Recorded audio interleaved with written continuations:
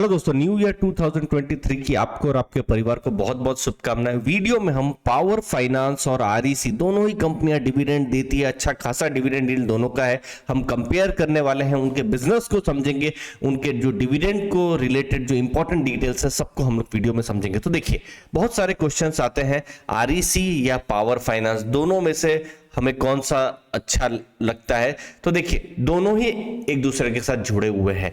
ये आरईसी का share holder pattern है, जहां पर आप देख सकते हैं कि पावर फाइनेंस आरईसी को 52.6% ओन करता है। और जब आप पावर फाइनेंस की बात करेंगे तो 55% से ऊपर गवर्नमेंट उनको ओन करती है। तो दोनों ही एक तरीके से उन सबको गवर्नमेंट ओन करती है और आरईसी को यहां पर पावर फाइनेंस ओन करता है। तो कल अगर आरईसी खराब करेगा तो पावर फाइनेंस का भी जो बिजनेस है वो भी खराब होगा। तो दोनों ही जुड़े हुए हैं एक दूसरे के साथ। ये पावर फाइनेंस की बात है जहां पर गवर्नमेंट उनको ओन करती है, और बाद में पावर फाइनेंस जो है उनकी जो सब्सिडरी के हिसाब से आरईसी है, पीएफसी प्रोजेक्ट्स है, फिर एसोसिएट्स में अल्ट्रा मेगा पावर प्रोजेक्ट और पीएफसी कंसल्टिंग है दोस्तों।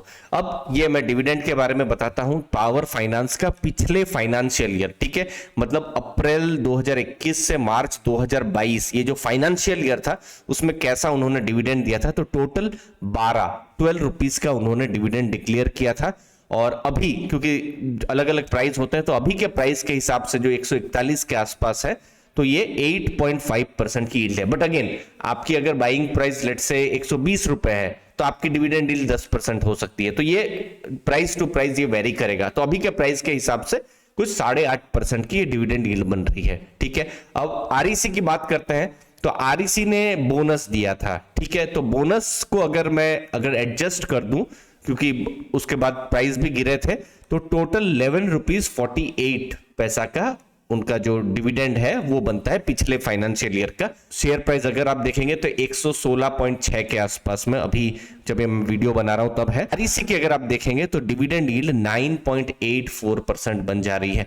तो थोड़ा सा डिविडेंड यील्ड आरईसी के केस में ज्यादा हमको देखने को मिल रहा है। अगेन, ये दोनों जो डेटा है पावर फाइनेंस के और आरईसी के पिछले फाइनेंशियल ईयर के हैं।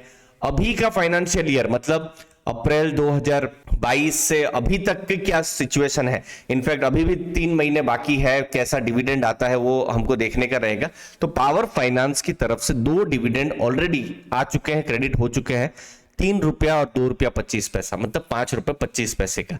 सिमिलरली आरईसी की तरफ से 5 रुपए का डिविडेंड क्रेडिट हो गया है। तो दोनों ही कंपनियों ने एटलीस्ट 1 राउंड या 2 राउंड जो है डिविडेंड अभी डिक्लेयर कर दिया है। और अगर आप हिस्ट्री देखेंगे, मैं पिछले 4 साल की दोनों ही कंपनियों की मैंने हिस्ट्री देखी है, और हिस्ट्री से मुझे बिल्कुल पता चल रहा है कि या तो फरवरी या तो मार्च का महीने में एक और डिविडेंड दोनों ही कंपनियों की तरफ से आता है। जब हम दोनों की डिविडेंड हिस्ट्री हम लोग देखते हैं, तो आपको क्या लगता है इस बार फरवरी मार्च में डिविडेंड आएगा या नहीं, क्या एक्सपेक्टेशन आपकी रहेगी, कमेंट सेक्शन में दोस्तों जरूर बताइएगा। दोस्तों, अब Q3 रिजल्ट सीजन आ रही है, जनवरी से शुरू हो रही है, फरवरी में बहुत सारे रिजल्ट्स आएंगे। तो हम बहुत सारे वीडियोस बनाने वाले हैं इसके ऊपर, लेकिन कुछ इंफॉर्मेशन, छोटी छोटी इंफॉर्मेशन पर वीडियो नहीं, हम टेलीग्राम ग्रुप पर इंफॉर्मेशन हम शेयर कर देंगे। तो हमारा जो टेलीग्राम ग्रुप है दोस्तों, उसको आप ज्वाइन कर सकते हैं, ताकि आपको इंपॉर्टेंट इंफॉर्मेशन, अपग्रेड्स, डाउनग्रेड्स, अच्छा खराब सब कुछ आपको पता चलता रहे। मैंने डिस्क्रिप्शन बॉक्स में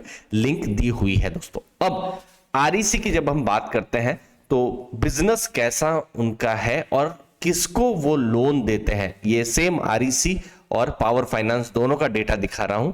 तो देखिए, वो पावर सेक्टर के लिए लोन देते हैं, इलेक्ट्रिसिटी के लिए लोन देते हैं। तो पावर सेक्टर में हमको आपको वो लोन नहीं देंगे, वो पावर बनाने वाली कंपनियों को देंगे, फिर पावर ट्रांसमिट करने वाली कंपनियों को देंगे, फिर पावर की जो डिस्ट्रीब्यूशन करते हैं, जो सबसे बड़ा पेन पॉइंट है भारत में, डिस्ट्रीब्यूशन कंपनियां, उन लोगों को वो लोन देंगे। तो सिर्फ पावर सेक्टर के लिए ही जो है मैक्सिमम जो लोन्स हैं आरईसी की तरफ से जाते हैं। तो 3.94 लाख करोड़ की जो लोन्स हैं अलग अलग स्टेट में आप देख सकते हैं, उन्होंने इस हिसाब से लोन दिए हैं। बहुत सारे स्टेट गवर्नमेंट के बोरोवर्स हैं, फिर प्राइवेट सेक्टर के बोरोवर्स हैं। सिमिलर ऐसा ही नंबर आपको देखने को मिलेगा जब आप पावर फाइनेंस की बात करते हैं। ये पावर फाइनेंस का डेटा है, उन्होंने भी 3.76 लाख करोड़ की लोन दी है, जो कि एक बड़ी अमाउंट है जो उन्होंने दिया हुआ है। दोनों ही कंपनियों में पहले प्रॉब्लम थी, पहले मतलब 2000, इनफैक्ट आप 6-7 साल पहले जाएंगे तो उन लोगों के बहुत खराब बैलेंस शीट्स थी, उनके प्रॉफिट्स और वो सब तो बहुत दूर की बात थी उस समय में।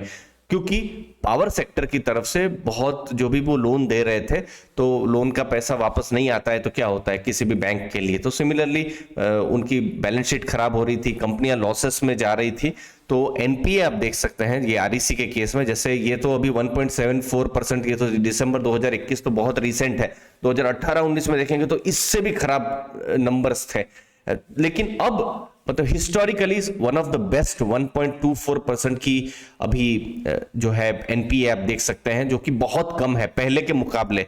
पहले 4-5% था, अब यहां पर देख सकते हैं जैसे ये पीएफसी का डेटा है 4.5% का एनपीए था, वो भी अभी धीरे धीरे करके एनपीए 1.31% लेके आए हैं। तो आप देख सकते हैं दोनों की बुक साइज लगभग सेम है, एनपीए दोनों ही केस में दोनों ही कंपनियां धीरे धीरे करके quarter to quarter year on year कम कर रही है। आप यहां देख सकते हैं ये 1.24% एनपीए है और ये अभी 1.31% एनपीए है। उनकी जो प्रोविजन कवरेज होती है कि कुछ प्रोविजनिंग की जाए तो प्रोविजन भी जो है वो उनका अभी बढ़ रहा है। तो ये सब कुछ पॉजिटिव चीजें हैं और दोनों ही कंपनियां मैं देख रहा हूं एक ही डायरेक्शन में ठीक ठाक आगे जा रही है। अब नेक्स्ट है प्रॉफिट कर रही है या नहीं, तो बिल्कुल ये जो लेटेस्ट डेटा है ये है नेट इंटरेस्ट इनकम, लगभग 4000 करोड़ के आसपास, जरा सा कम है, 4000 करोड़ के आसपास उनकी नेट इंटरेस्ट इनकम है और प्रॉफिट्स 2728 करोड़ के हैं। और अगर आप पीएफसी की बात करेंगे तो ये है क्वार्टर 2 का डेटा जहां पर नेट इंटरेस्ट इनकम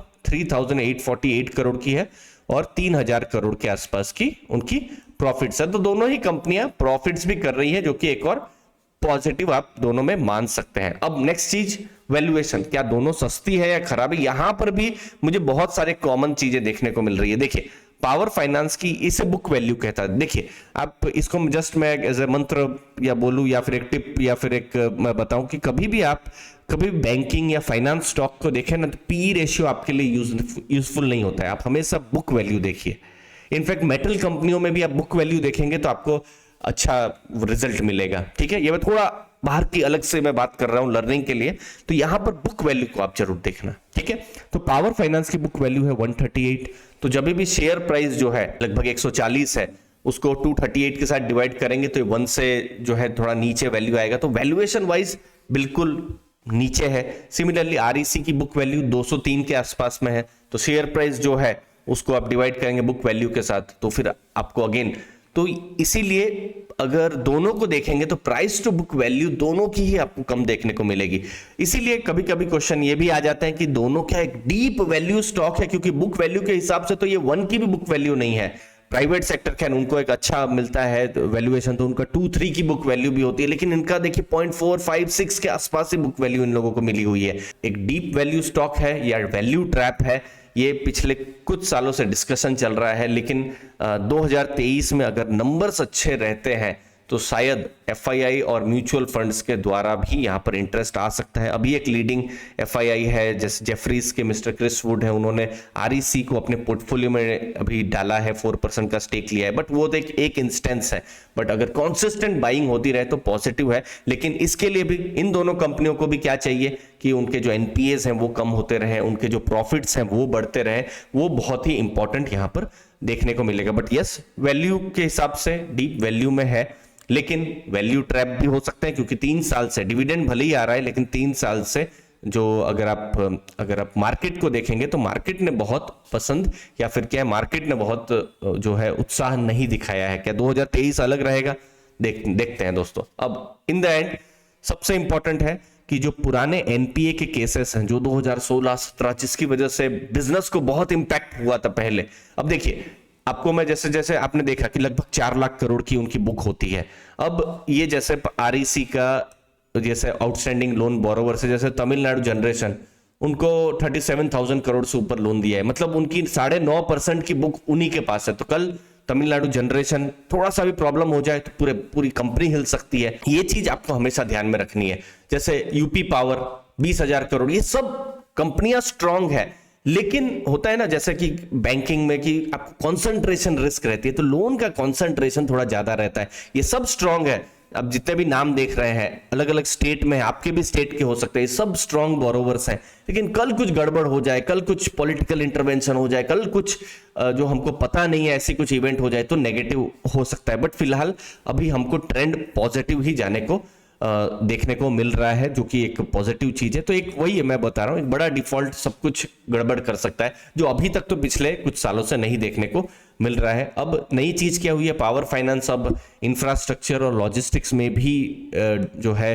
वो जो भी है पैसा जो है उनको देना हो तो दे सकते हैं। टू डाइवर्सिफाई भी उनकी बुक हो सकती है। एनपीएस जो मैंने कहा, एनपीए कम हो रहे हैं, फर्दर कम होते रहे। अभी जब भी जनवरी या फरवरी में दोनों के रिजल्ट आएंगे तो जरूर देखिएगा। आपने देखा एक का 1.24 और एक का 1.31% का एनपीए है, वो एनपीए कैसे कम हुए हैं। और अर्ली फाइनेंशियल आजादी में तो हम बताते ही रहेंगे। चैनल को तो आप जरूर सब्सक्राइब करिएगा ताकि ये सब इंफॉर्मेशन आपको मिलती रहे।